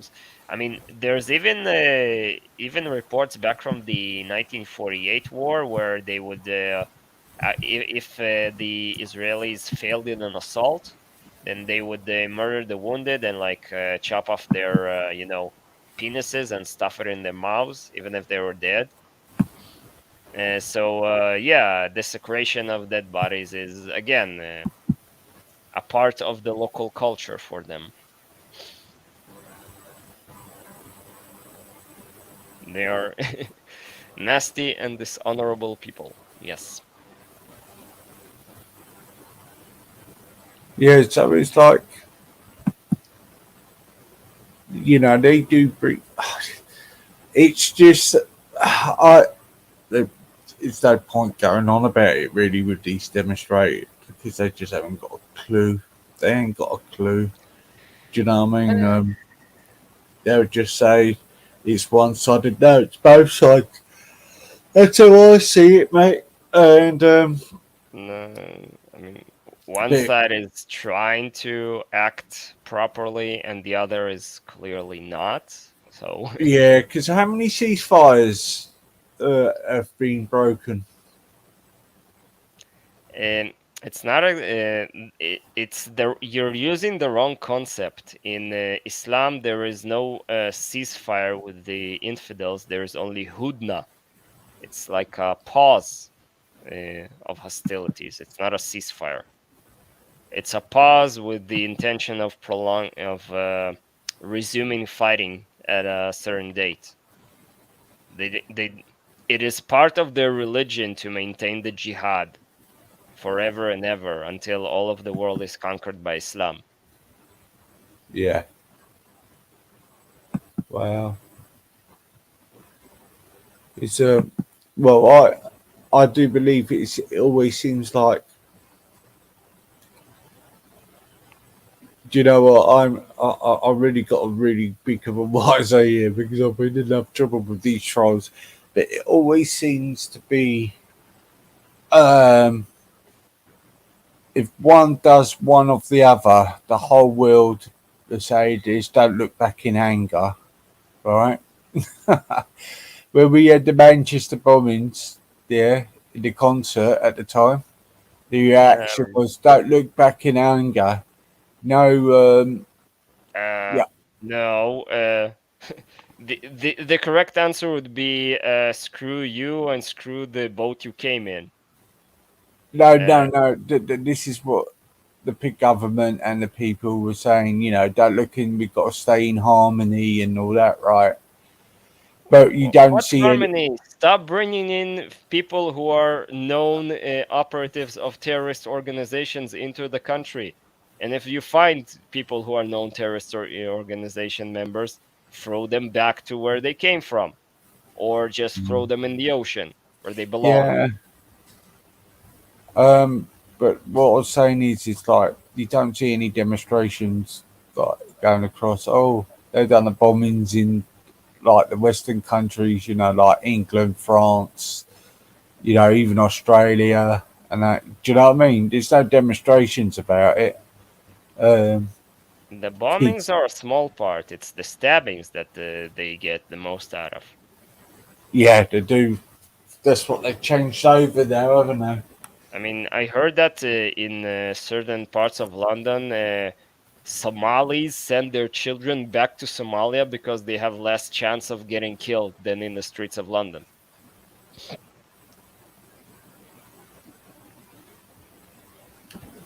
Yeah, I don't know. Well, I don't know about that actually. I know there is a lot of people that they are saying, yeah, that it's a lot safer to say go back home, like and get taught in like in Jamaica and that, you know. And London is bad. Yeah, it is bad.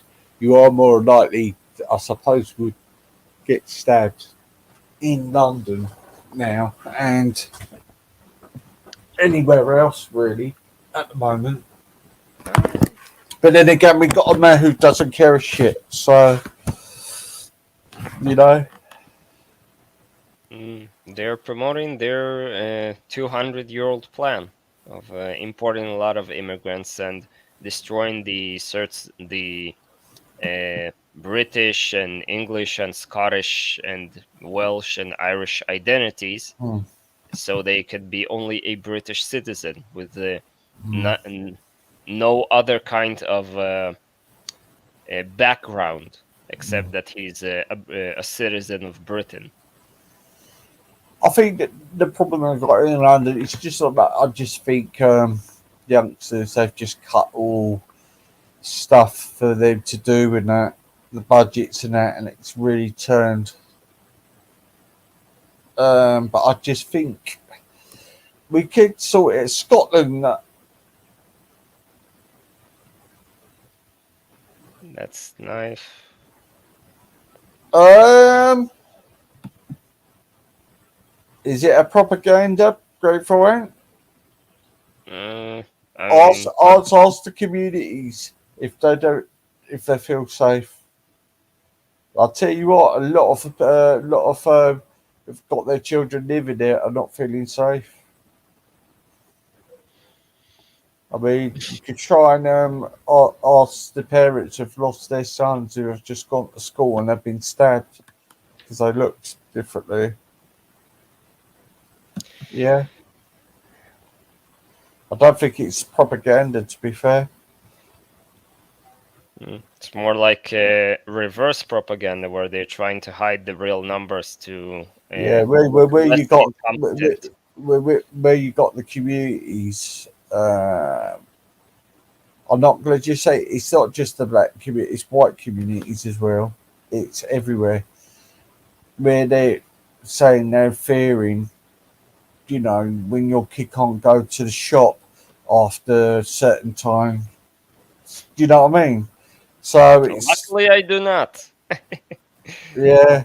So I think it's unfair to say that because it's not stopping the problem. But that's what.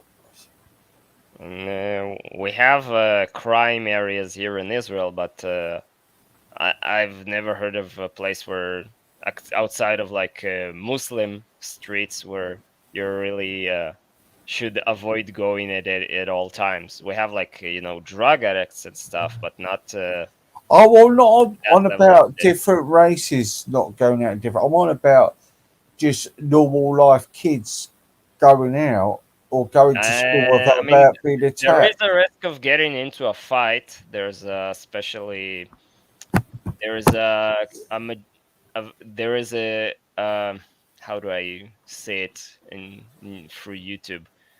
There is a certain neighborhood in a city called Netanya, which is more than 90% people of African origins, and it's nicknamed Harlem.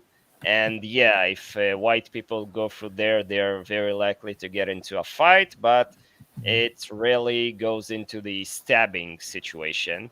There are also areas in southern Tel Aviv where there's a lot of the illegal immigrants from Sudan and Eritrea. They're also well known to be violent. We even had a few machete fights over the years, but they usually avoid attacking Jews directly. And we had cases of rapes and stuff, but most of these people were rearrested and deported or just buried in the desert quietly. Yeah, I think in this country, with our youth, is all different cultures are using knife crime. No matter what areas now. In our country, that's what I think. It's an academic all across the country. Even if it was only just only white people living there, there's still It's knife. it's just insufficient punishment, I think. Uh, I don't see a situation where I need to stab somebody if I could just, throw a proper punch.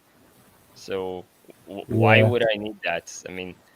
The closest thing I had a drunk guy harass me and my girlfriend on the beach, and I just dislocated his shoulder. Didn't need any knife to do that, and he definitely stopped. What did you do? Did you what Uh, like? no, the usual twist the arm around the back and pull. Yeah. Not exactly quantum physics there, but did the trick. Yeah, I think our youngsters in this country, there's just a culture has just gone crazy, and it's easy accessible to pick up a knife. Yeah, um, No, a self-defense weapon is one thing, but to use a knife to attack others, it's a different issue. And there's more of the, in the Muslim mentality, it's not, what would be the phrasing? It is not considered dishonorable to attack one person as a group. They don't have the sort of one-on-one ethics. The opposite. They want mm, when they see somebody attack, they want to join the attackers. So for them, it is normal. But if a group of, let's call it non-Muslims, tries to intervene, Yeah. then it's somehow bad. So yeah, it's the way you deal with gangs is you arrest the people who are dangerous, and your police is busy chasing someone like Tommy Robinson instead of the actual criminals, like the Yeah. group gangs and the jihadis from Libya. Uh, You've got a point in that where the police force is a joke in this country, to be fair. It's a Mm, laughing stock when they're dressing up in bloody high heels and.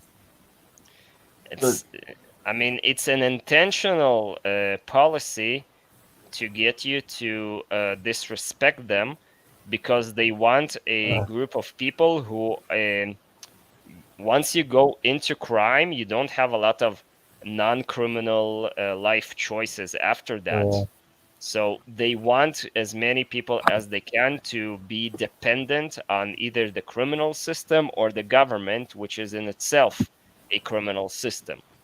yeah. So the more people go either into crime or into welfare, the less people are independent of the government and can vote uh, to reduce government taxes. So it's in their interest to have a crime area. Mm, but John, but what he's saying is, uh, you're only going by the war by that, and you. But as a whole, Y'all doing the same thing? What you saw gangs of Jews walking around the street looking for somebody to beat up? I haven't seen that. Have you seen that? I no, think not. no. Just a troll. Oh, John's alright. He's my regular.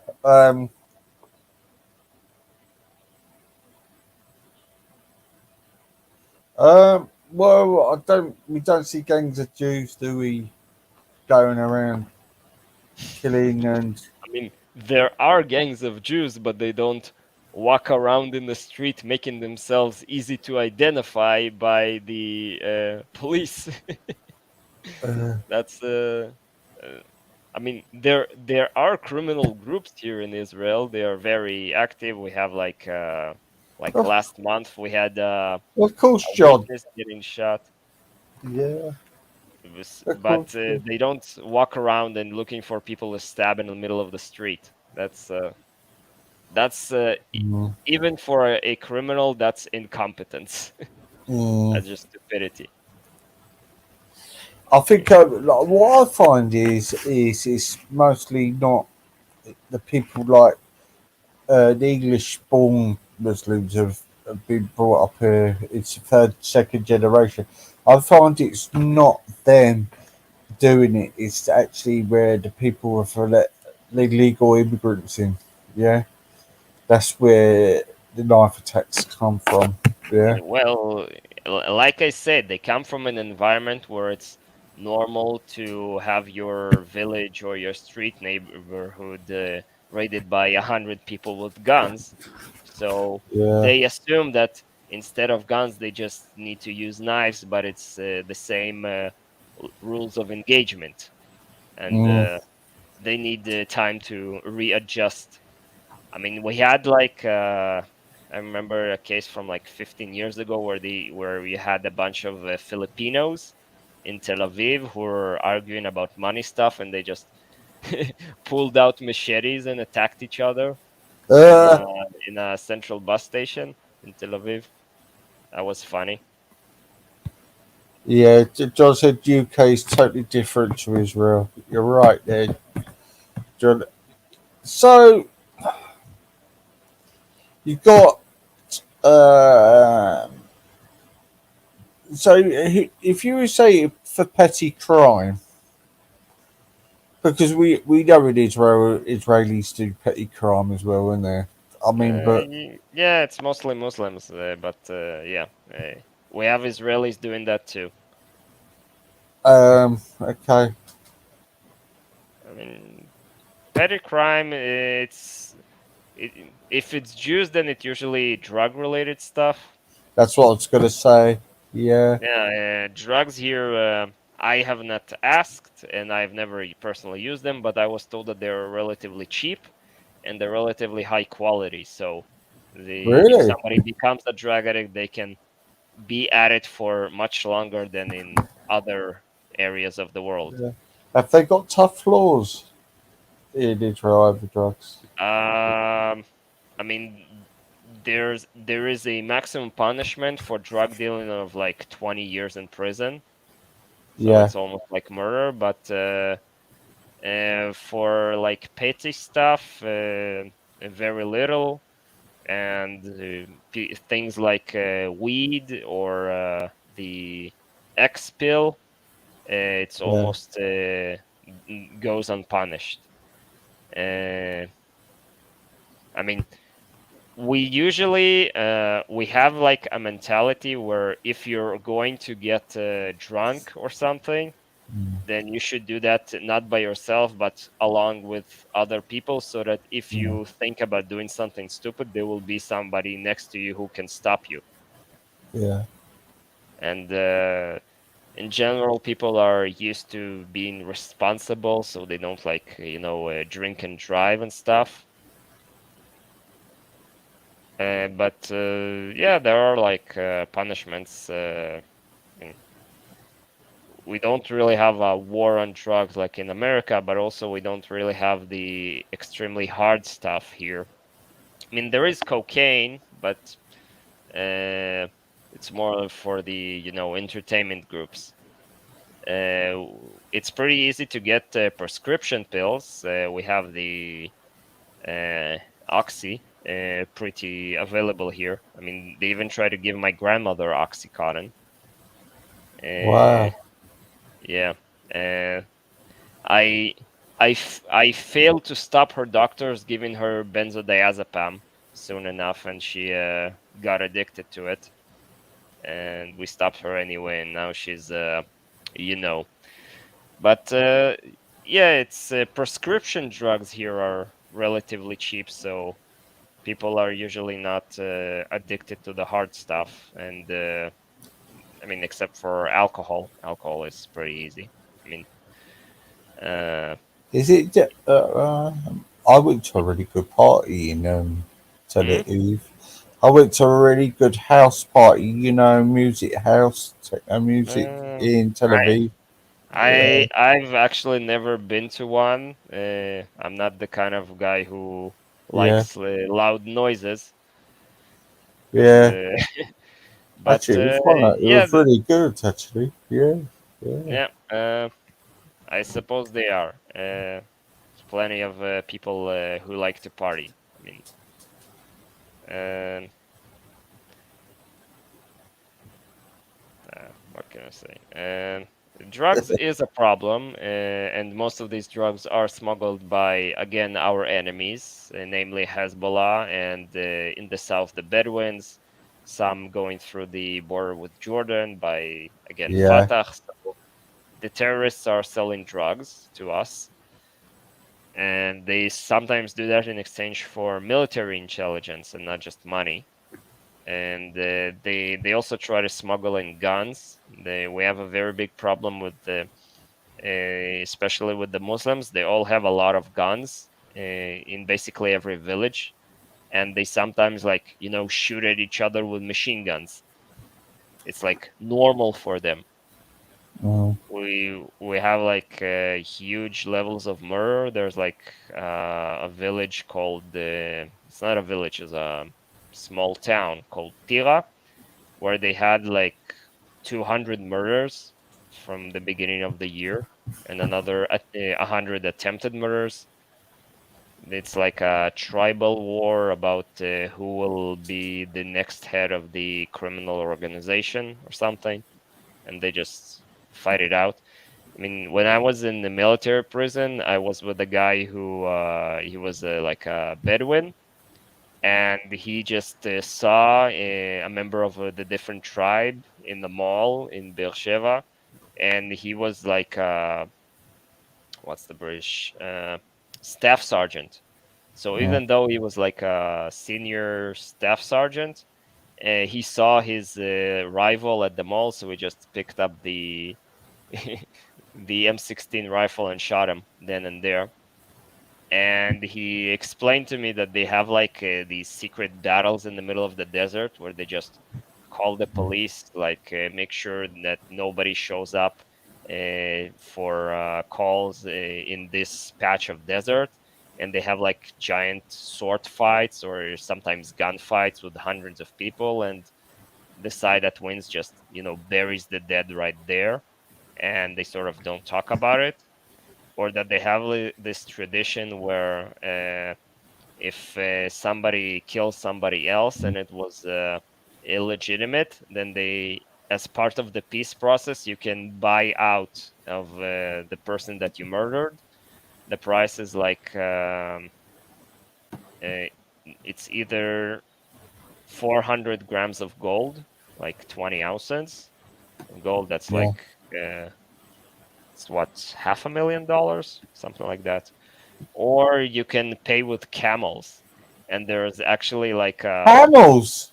yeah, because I mean a camel is worth a lot of money. I mean it's as big as a cow, and they eat the meat. So Yeah. uh, they literally spawned an entire industry of importing camels from Saudi Arabia and from the Emirates Yeah. to be used as payments for making up for killing. So if you kill somebody, and you can just pay him with the two camels, and the Israeli court system will actually acknowledge that and not send them to prison, not send the murderer to prison if his ransom was paid by gold or by camels. Wow. Yeah, so there's a lot of people with camels in southern Israel now. Oh, wow, man. Christ. Yeah, and because it's Muslims killing Muslims in the middle of the desert, and no white people and no Jews are involved, then nobody cares. And this has been going on for decades, and nobody's gonna stop them. And Mm. on a similar note, when Hamas attacked on October 7th, they also killed a lot of Muslim Bedouins, and Hamas has not paid with the camels.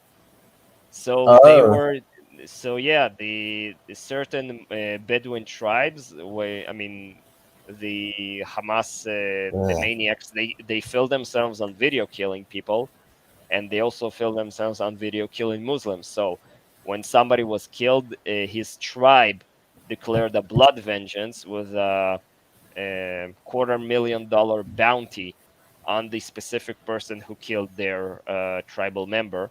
And believe you me, they will get their money's worth, and they will find them. This will not be solved by camels this time. These people, Mm. they're used to killing not each other, not just Hamas.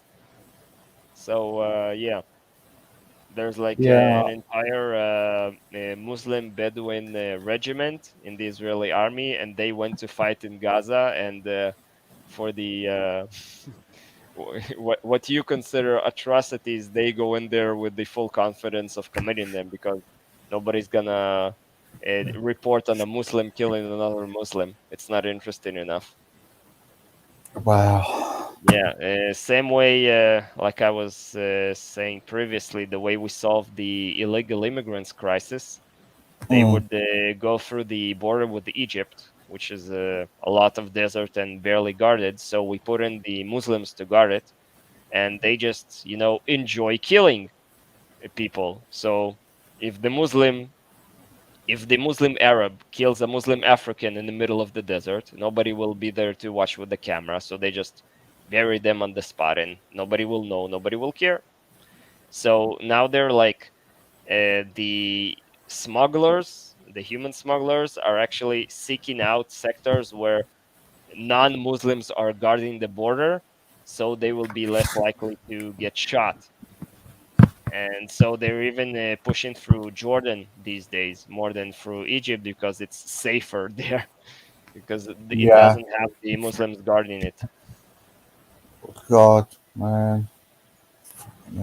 Yeah, like Right. I said, we're playing by Middle Eastern rules here, not Yeah. Western European democracy stuff. So that's what the sort of breakdown is, isn't it? With everything, they're not understanding there is different rules, different way of life. Yeah. The problem is that you always try to make decisions based on your own perception and with the incorrect assumption that everybody else is similar to you, and that's why in almost every conflict that the British and the Americans got themselves involved in the last 70, 80 years, you failed. Basically, you got thrown out of every place, especially the Americans, and especially in the 21st century when you had all these stupid communist Harvard graduates Mm, dictating foreign policy. mm. Right, Alexander, I've got to go. Yeah, we had I, a nice 2 hours. yeah, man. Thank you Uh, again. I mean, I don't know when you want to come on after the weekend or something. Well, you Um, just come on anytime when I'm on. You know. mm, Tomorrow evening I can't, and on Saturday I could do later. It's like Uh, I'll tell around you what, it'd 8 be or 9 better off p.m. for me. It would actually be Sunday. Actually, can you do Sunday? Yeah, on Sunday in the evening, but more of a late. But you have the 2 hour difference, so yeah, I'll come around at around 8 or 9 p.m. Okay, then I'll set it up for 8 and 9 p.m. then. Right. All right. Well, goodbye, everybody. Thank you, Alexander, again. And Mm, take care, everyone. Thank yeah, you for tuning in. yeah. Speak to Bye. you later. Bye bye, guys.